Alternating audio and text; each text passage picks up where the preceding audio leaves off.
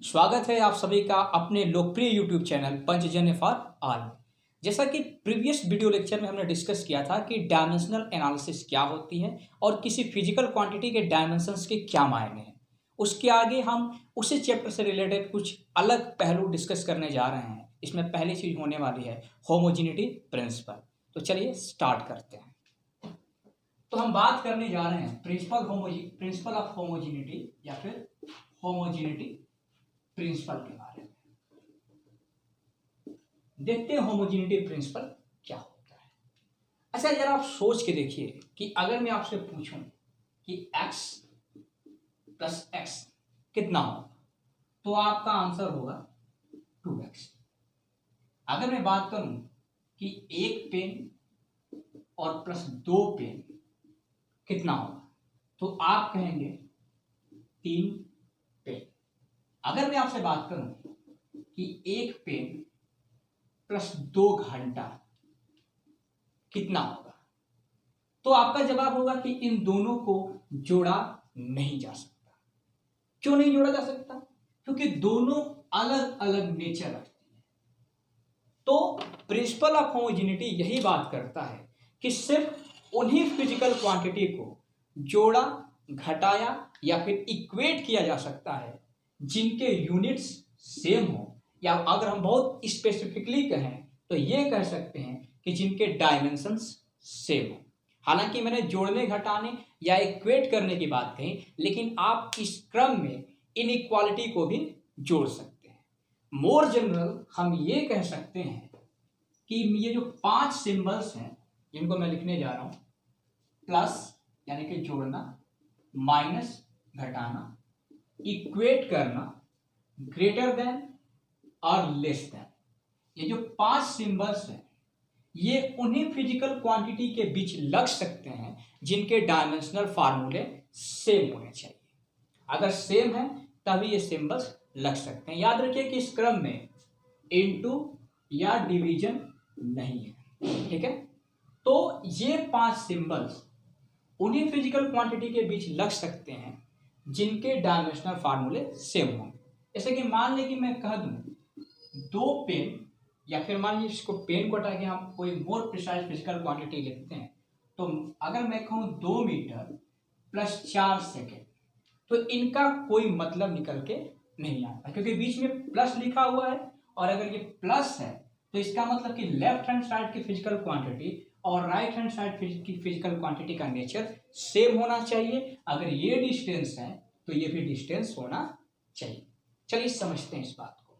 तो principle of homogeneity यही बात कहता है कि उन्हीं फिजिकल क्वांटिटी को जोड़ा, घटाया या इक्वेट किया जा सकता है जिनके डायमेंशनल फार्मूले सेम। जरा इसको समझते हैं। जरा हम देखते हैं एक बहुत ही मोर एलिमेंट्री फार्मूलेस है जो है कि v = u + at, काइनेमेटिक्स का एक फार्मूला है। तो इसका मतलब यह है कि v और u के बीच अगर इक्वल का साइन लगा हुआ है तो v का डायमेंशन और u का डायमेंशन सेम होगा, और अगर u और at के बीच प्लस का साइन लगा हुआ है तो u और at का डायमेंशन भी सेम होगा। जरा करके देखते हैं। तो देखिए, लिखेंगे dimension of v = dimension of u = dimension of at, ठीक है। डायमेंशन ऑफ v होता है, हमने बताया कि v वेलोसिटी है, फाइनल वेलोसिटी, और वेलोसिटी का होता है lt-1। u इनिशियल वेलोसिटी है और इनिशियल वेलोसिटी का भी डायमेंशनल फार्मूला होता है lt-1। a t का डायमेंशनल फार्मूला हमें निकालना है, तो a का होता है lt-2 और t का हो जाएगा t। अगर इसको थोड़ा सा हम एक साथ लिखें, सिंप्लीफाई करें, तो ये भी आ जाएगा lt-1। तो यहां से हम ये देख रहे हैं कि b की डायमेंशन u के डायमेंशन के बराबर और u के डायमेंशन at के डायमेंशन के बराबर है। तो प्रिंसिपल ऑफ होमोजेनिटी के अनुसार यह बात साबित होती है कि उन्हीं फिजिकल क्वांटिटी को जोड़ा, घटाया या इक्वेट किया जा सकता है जिनके डायमेंशनल फार्मूले सेम हो। हालांकि मैं 2 सिंबल बार बार बोलना छोड़ दे रहा हूं, इनइक्वालिटी भी इस रूल को फॉलो करती है, इस प्रिंसिपल को फॉलो करती है। चलिए कुछ और एग्जांपल्स लेते हैं।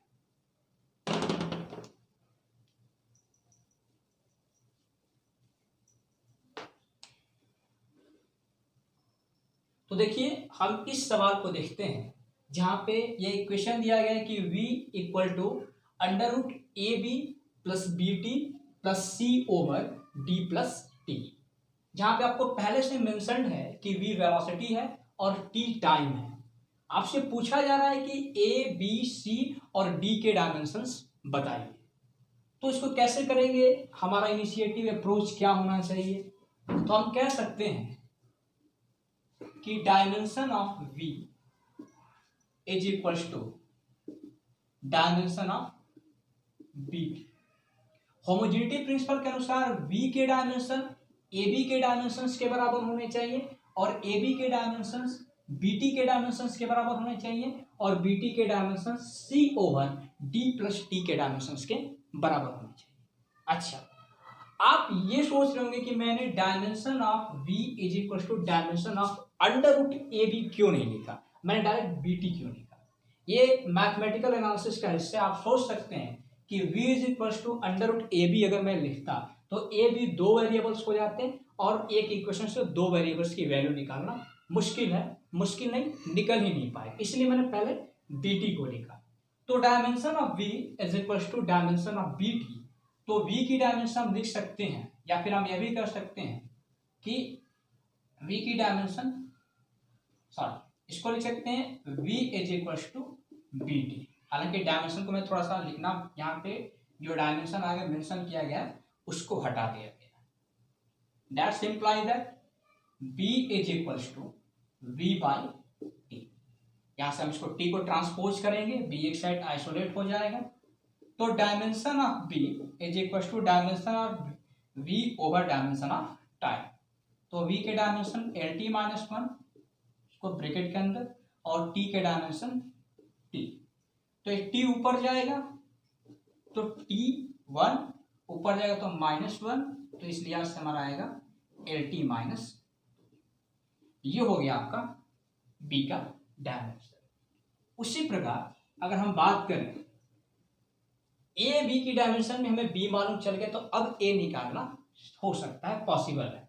तो हम लिख सकते हैं dimension of v is equal to dimension of under root a b. आप चाहें तो स्क्वायर करके रूट हटा सकते हैं, ये भी पॉसिबिलिटी हो सकती है। कई अप्रोच है मैथमेटिक्स में, आप इसको स्क्वायर कर लें या फिर चाहें तो ऐसे ही छोड़ दें। तो हम लिख सकते हैं v square is equal to a b. हालांकि ये भी एक तरीका है, या फिर आप ऐसे भी कर सकते हैं v is equal to under root a under root b. यहाँ से आप चाहें तो a को आइसोलेट कर सकते हैं, यहाँ से भी आप चाहें तो a को आइसोलेट कर सकते हैं। हालांकि दोनों मेथड से करेंगे और देखेंगे कि सेम आ रहा है कि नहीं आ रहा है। देन हमें a को आइसोलेट कर ली क्योंकि a का डायमेंशनल फार्मूला हमें निकालना है। तो a is equal to v square by b। अच्छा, तो हम v जो है वेलोसिटी है उसका डायमेंशनल फार्मूला हमें L t minus one, square है तो यहाँ पे हमने पावर 2 लगा दिया, ओवर b का हम निकाल चुके हैं L t minus to, L t minus. ठीक है, तो a का हो जाएगा, हम ऊपर वाले को थोड़ा सा हो जाएगा हमारा L two T minus two upon L t minus to. T minus to से पहले इसको जरा ब्रैकेट में लिया, टी माइनस टू से T minus two cancel out हो जाएगा, एक एल से एक एल कैंसल आउट हो जाएगा, तो हमारा एक आ जाएगा एल। अगर इस अप्रोच को आगे लेके बढ़ते हैं तो आपको मालूम होना चाहिए कि हमारा under root a is equal to v upon under root b. ठीक है, तो अगर हम करें तो अंडर रूट ए की डायमेंशन जो हो जाएगी वो हो जाएगा v का एल टी माइनस वन और अपॉन b का रूट में है, रूट में एल टी माइनस। ठीक है, अब अगर हम इसको स्क्वायर करेंगे तो ये स्क्वायर हो जाएगा, हट जाएगा, तो a इज इक्वल टू हमारा हो जाएगा l t minus two sorry one to the का पावर टू अपॉन ये स्क्वायर हट जाएगा तो एल टी माइनस, जो कि सेम टू सेम प्रोसेस यहाँ पे हमें दिख रहा है। ठीक है, चलिए अब हम बात करते हैं C और D के डायमेंशंस को फाइंड करने के लिए। तो देखिए यहाँ पे हम देख सकते हैं कि डी और टी के बीच प्लस का साइन लगा हुआ है, और होमोजेनिटी प्रिंसिपल ये कहता है कि जोड़ा भी उन्हीं को जा सकता है जिनके डायमेंशन सेम, यानी कि डी के डायमेंशन टी के डायमेंशन के बराबर होंगे। और आपके को पहले से बताया गया है कि टी टाइम है, यानी कि डी का डायमेंशन जो होगा वो टी के डायमेंशन के बराबर होंगे, तो डी का जो डायमेंशन होगा वो हो जाएगा टी। अब आते हैं सी पे। तो क्या इस पूरे एक्सप्रेशन का डायमेंशन v के डायमेंशन के बराबर होगा क्या, होमोजेनिटी प्रिंसिपल के अनुसार? क्यों? क्योंकि v का डायमेंशन ab के डायमेंशन के बराबर, रूट ab के डायमेंशन के बराबर, रूट ab का डायमेंशन bt के डायमेंशन के बराबर, और bt का डायमेंशन इस पूरे एक्सप्रेशन के डायमेंशन के बराबर होना चाहिए। तो हम लोग लिख सकते हैं कि dimension of v is equals to dimension of c over d plus t, यानी कि हम लिख सकते हैं कि dimension of v is equals to dimension of c, और इस पूरे का डायमेंशन t होगा, क्योंकि मैंने आपको एक पहले वाले वीडियो लेक्चर में बताया था कि अगर दो क्वांटिटी परस्पर जुड़ी हुई हैं तो किसी एक का ही डायमेंशन रखा जाता है, तो इसको हम सिर्फ t लिख सकते हैं। अब हम लिख सकते हैं v is equal to c plus t, c upon t, तो हमारा c इक्वल टू आ जाएगा v इंटू टी। सी को अगर आइसोलेट करेंगे तो c equal to v into t. अब यहां तक हम डायमेंशन रख दें तो c की डायमेंशन हो जाए, v की डायमेंशन LT माइनस 1 और t की dimension t minus 1, t plus 1, t cancel out हो जाएगा, तो c की डायमेंशन l के डायमेंशन के बराबर हो जाएगी। चलिए अब इस सवाल को देखते हैं, जहां पे पहले से मेंशन है कि u पोटेंशियल एनर्जी है, x डिस्टेंस है, तो आपको a और b के डायमेंशनल फार्मूले निकालना है। चलिए देखते हैं इसको होमोजेनिटी प्रिंसिपल के आधार पे कैसे करेंगे, क्या इनिशिएटिव हो सकता है। तो पहले हम देखते हैं, आपको पहले से मेंशन कर दिया है कि u पोटेंशियल एनर्जी है, तो पहले से मालूम चाहिए कि पोटेंशियल एनर्जी है तो इसका डायमेंशनल एक्सप्रेशन ml2t माइनस 2 होगा। उसी प्रकार x डिस्टेंस है, तो x डिस्टेंस है तो इसका l होगा। ये दोनों चीज आपको पहले से प्री मेंशन्ड है। अब हमें बात करना है कि a और b का डायमेंशनल एक्सप्रेशन निकालना है हमें, तो हम देखते हैं कि x स्क्वायर और b के बीच प्लस का साइन है। इसका मतलब कि जो x स्क्वायर का डायमेंशन होगा वही b का डायमेंशन होगा, यानी कि dimension of b is equal to dimension of x square. Okay, तो dimension of b is equal to dimension of x square, x L है तो एक्स स्क्वायर का एल, तो ये तो हो गया आपका बी का डायमेंशन। अब बात करते हैं ए की डायमेंशन के बारे में। तो इस फार्मूले को, सॉरी इस एक्सप्रेशन को थोड़ा सा मॉडिफाई करके ऐसे भी लिख सकते हैं, u is equal to a x to the power 1/2 upon ये एक्स स्क्वायर प्लस बी है, तो इसके जगह पे हम चाहें तो सीधे एक्स स्क्वायर ही लिख सकते हैं। क्यों? डायमेंशनली ऐसा लिखा जा सकता है, मैथमेटिकली नहीं लिखा जा सकता, मैथमेटिकली ये रॉन्ग कहा जाएगा, लेकिन डायमेंशनली लिखा जा सकता है। तो चलिए अब हमें बात करना है कि ए का निकालना है, तो ए को आइसोलेट करना पड़ेगा, और अगर हम ए को आइसोलेट कर लें तो हमें आएगा u x square upon x to the power 1/2। अब हम इसको डायमेंशन इसके रखते जाएंगे, u हमें मालूम है, x मालूम है, तो हम दोनों के डायमेंशनल फार्मूले लिखेंगे। u का ml2t माइनस 2, जैसे कि आपको पहले से बताया गया है, x स्क्वायर का l2 और x का l, तो इसका पावर हो जाएगा 1/2। ठीक है, ध्यान से देखिए इसको, तो a इक्वल टू m का m हो जाएगा हमारा, m का m, l2 l का पावर 4 t माइनस 2, और ये नीचे है इसको ऊपर ले जाएंगे तो हो जाएगा l का पावर -1/2।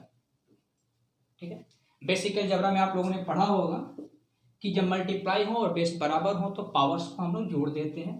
ठीक है, तो यहाँ पे हम देखते हैं m l का पावर 4 और माइनस यहाँ पे है l का पावर -1/2।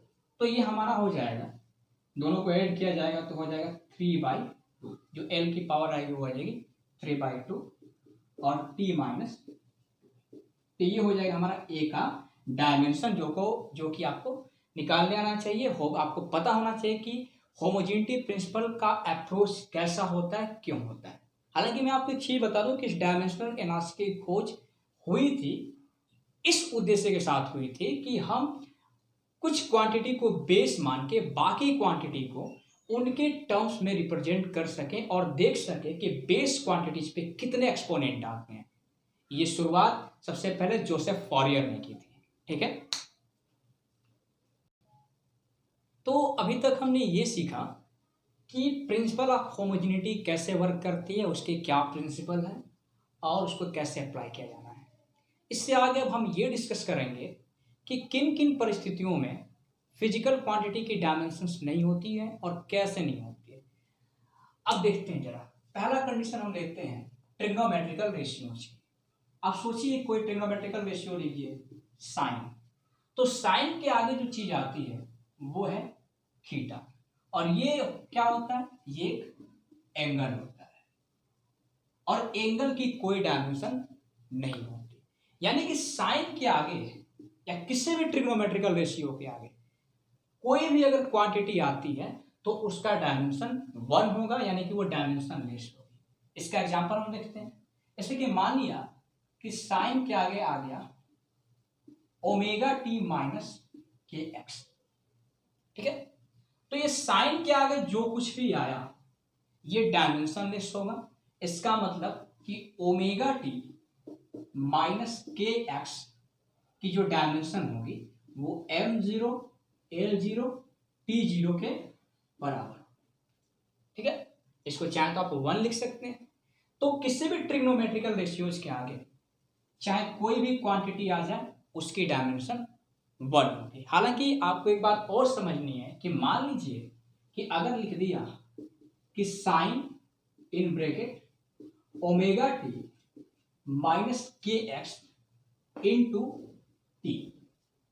अब आप समझने की कोशिश करिए कि साइन क्या है, क्या ये सारी क्वांटिटी जो आई हुई हैं क्या ये सारी क्वांटिटी की डायमेंशन लेस होगी? नहीं, ये जो ब्रैकेट में क्वांटिटी जो थीटा की तरह बिहेवियर कर रही है, थीटा की तरह बिहेव कर रही है, वो डायमेंशन लेस होगी। बाकी ये डायमेंशन लेस होगी कि नहीं होगी वो आपके क्वेश्चन पर डिपेंड करेगा। बात समझ में आ रही है? ओके, कुछ और एग्जांपल्स लेते हैं।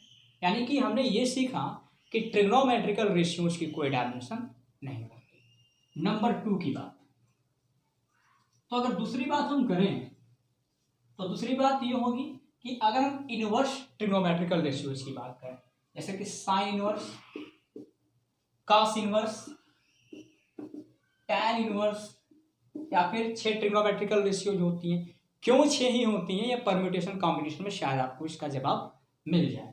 ठीक है, तो ये अब इन इनवर्स ट्रिग्नोमेट्रिकल रेशियोज की आगे जो क्वांटिटी आती है वो किसी राइट एंगल ट्रायंगल के, ध्यान सुनिए, ये टैन इनवर्स जो है या फिर साइन इनवर्स जो है, किसी भी इनवर्स ट्रिग्नोमेट्रिकल फंक्शन जो होता है उसके आगे जो ब्रैकेट में क्वांटिटी आती है, अगर आपने इनवर्स ट्रिग्नोमेट्रिकल फंक्शन पढ़ रखा है तो आपको मालूम है कि यहाँ पे जो क्वांटिटी आती है किसी ट्रिग्नोमेट्रिकल, किसी राइट एंगल ट्रायंगल के किन्हीं दो साइड का रेशियो होती है।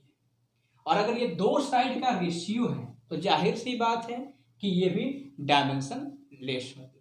यानी कि इनवर्स ट्रिग्नोमेट्रिकल रेशियो भी जो होती है वो डायमेंशन लेस क्वांटिटी होती है। तो ये तो हमने दो चीजों के बारे में पढ़ा। तीसरी चीज देखते हैं, लॉगरिथम हो सकता है या फिर कोई और भी चीजें देखते हैं कि और किन किन परिस्थितियों में डायमेंशन लेस का कॉन्सेप्ट आता है।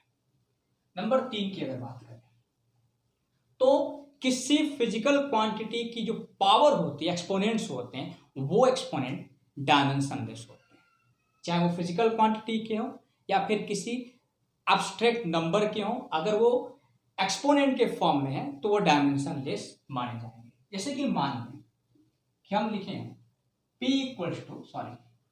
To the power alpha z square is equal to eta. ठीक है। तो यहां पे देखिए जो अल्फा जेड स्क्वायर है वो पावर के फॉर्म में है, और अगर पावर के फॉर्म में है that's mean alpha z square की जो डायमेंशन होगी वो होगी या तो 1 या तो आप चाहें तो m0 l0 t0 लिख सकते हैं। ठीक है, कुछ और एग्जांपल्स देखते हैं। अगर मान लिया जाए, इसमें हम कुछ क्वेश्चन भी करेंगे लेकिन पहले कॉन्सेप्ट समझते हैं। अगर समझिए कि velocity to the power ax square plus bx plus c is equal to आपको दे दिया गया u नॉट। ठीक है, तो यहां पे अगर आपसे पूछा जाए कि पूरे पावर की डायमेंशन कितनी है तो आप बोलेंगे 1। आपसे क्वेश्चन ये भी पूछ सकता है कि a की डायमेंशन बताइए, b की डायमेंशन बताइए, c की डायमेंशन बताइए। अगर x कोई अमुक फिजिकल क्वांटिटी है, मतलब हो सकता है कि आपको x को डिस्टेंस मेंशन कर दे, तो इसका मतलब कि ये जो पावर के फॉर्म में फिजिकल क्वांटिटी है वो आपकी डायमेंशन लेस होंगी। ठीक है, चलिए इस पे कुछ क्वेश्चन करते हैं। चलिए इस एक्सप्रेशन को देखते हैं। लिखा गया y equal to a sine in bracket omega t minus k x. आपको पहले से बताया गया है कि y एक तरह का डिस्टेंस है, a भी एक तरीके का डिस्टेंस है। ठीक है, हालांकि इसकी जरूरत क्वेश्चन में नहीं पड़ेगी अगर आप होमोजेनिटी प्रिंसिपल अप्लाई करते हैं। तो आपसे बोला गया है कि ओमेगा एंगुलर वेलोसिटी है, t टाइम है और x डिस्टेंस है, तो k की डायमेंशनल एक्सप्रेशन बताइए। अच्छा देखिए कैसे अप्रोच करेंगे, क्या इसमें y या a की डायमेंशंस की जरूरत पड़ेगी कि नहीं पड़ेगी, सोचते हैं। हम देखते हैं कि ये पूरा का पूरा जो आगे का एक्सप्रेशन है वो साइन के आगे है और ब्रैकेट में है, यानी कि पूरा का पूरा थीटा की तरह बिहेव करेगा। इसका मतलब कि omega t minus k x अगर थीटा की तरह बिहेव कर रहा है तो इसका मतलब कि इसकी डायमेंशन 1 के बराबर होंगे, या तो m0 l0 t0 भी लिख सकते हैं। दूसरी बात, अगर ऐसा है तो हम कह सकते हैं कि ओमेगा टी का डायमेंशन और kx का डायमेंशन बराबर होगा होमोजेनिटी प्रिंसिपल के अनुसार, क्योंकि बीच में माइनस साइन यूज हुआ है। अच्छा, तो हम लिख सकते हैं कि dimension of omega t is equal to dimension of k x. Okay, हम लिख सकते हैं डायमेंशन ऑफ ओमेगा टी, तो ओमेगा जो है हमारा एंगुलर वेलोसिटी है और एंगुलर वेलोसिटी का होता है t माइनस 1। t टाइम है तो इसका भी लिख सकते हैं t is equal to dimension of k x, तो इसको लिख सकते हैं dimension of k into dimension of x। यहां पे हमने पहले बताया कि x क्या है, डिस्टेंस है, तो t माइनस 1, और इसको अगर हम ध्यान से देखें तो t माइनस 1 और t 1 ये कैंसल आउट होके 1 करेंगे। Dimension of k into dimension of x क्या होगा, डिस्टेंस है तो l, तो यहां पे आ जाएगा हमारा dimension of k is equal to 1/l, और इसको हम लिख सकते हैं l माइनस 1।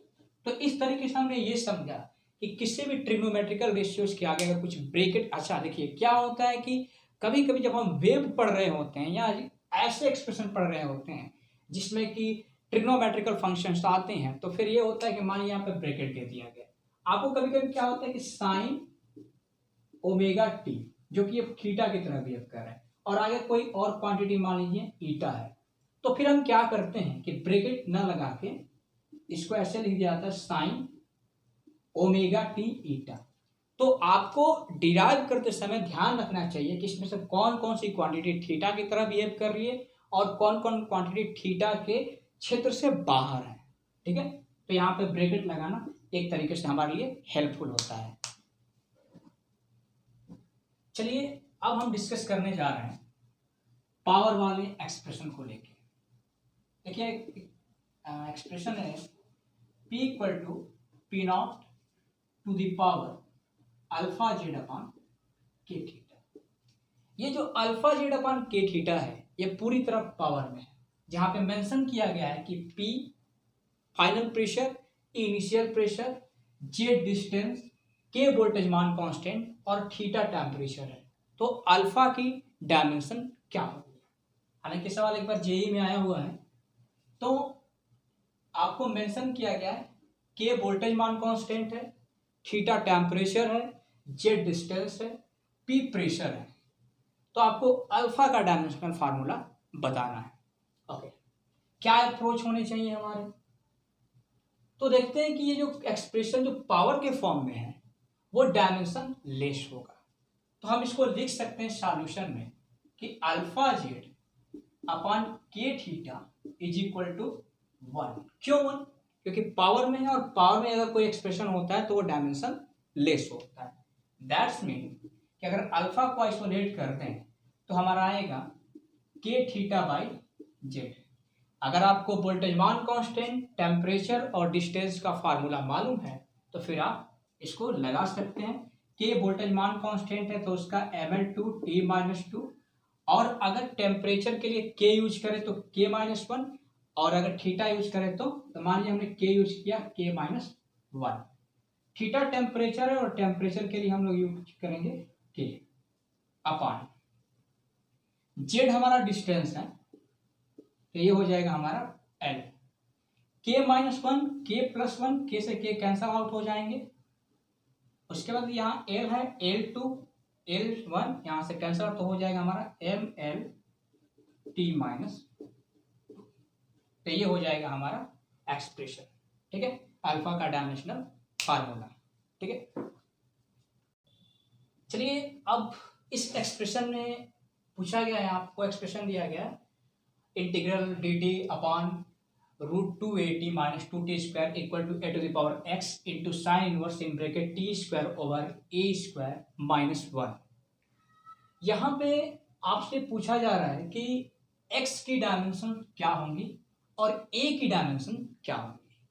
ठीक है, हालांकि इतना कॉम्प्लिकेटेड एक्सप्रेशन देख के आपको थोड़ा सा परेशान नहीं होना है, समझने की कोशिश करना है। यहाँ पे आपको प्री मेंशन्ड है कि टी टाइम है, तो आप ये समझने की कोशिश करिए कि साइन इनवर्स के आगे जो कुछ भी होगा वो डायमेंशन लेस होगा और ये पूरा का पूरा अपने आप में डायमेंशन लेस होगा। ठीक है, तो हम लिख सकते हैं dimension of a x is equal to dimension of, ये इंटीग्रल वाला part, integral dt upon 3at minus 2t²। अच्छा, जिनको थोड़ा बहुत बेसिक जानकारी है इंटीग्रेशन की वो जानते होंगे कि dt भी टाइम है। तो देखिए ये टाइम है और ये नीचे वाली क्वांटिटी भी 2t², ये टाइम का स्क्वायर है, तो जाहिर सी बात है कि 3at भी टाइम का स्क्वायर हो।